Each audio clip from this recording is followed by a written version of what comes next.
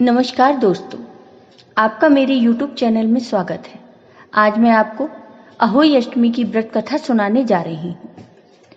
प्राचीन काल में एक साहूकार था जिसके 7 बेटे और 7 बहुएं थीं।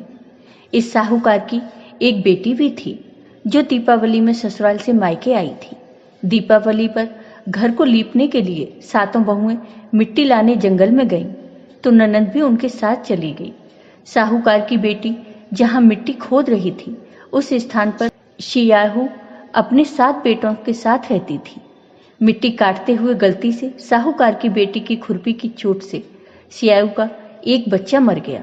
इस पर क्रोधित होकर शियाहू बोली, मैं तुम्हारी कोख बांध दूंगी।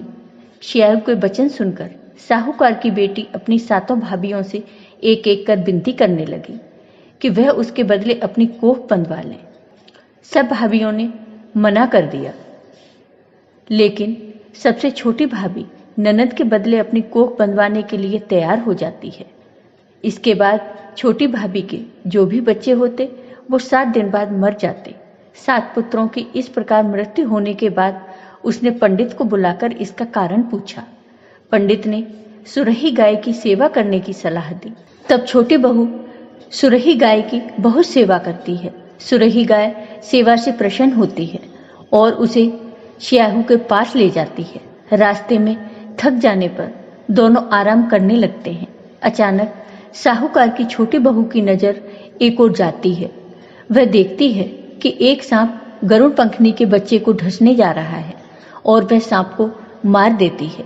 इतने में गरुड़ पंखनी वहां आ जाती है और खून बिखरा हुआ देखकर उसे लगता है कि छोटी बहू ने उसके बच्चे को मार दिया है।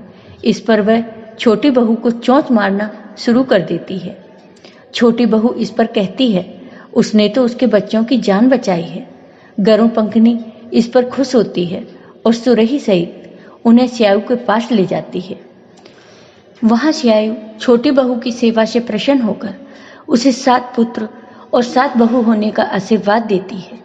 शियाहू के आशीर्वाद से छोटी बहू का घर पुत्र और पुत्र वधुओं से हरा भरा हो जाता है। तो हे अहोई माता, जैसे आपने इस छोटी बहू पर अपनी कृपा की, वैसे ही अपने सभी भक्तों पर अपनी कृपा सदा बनाए रखना। जय हो अहोई माता की।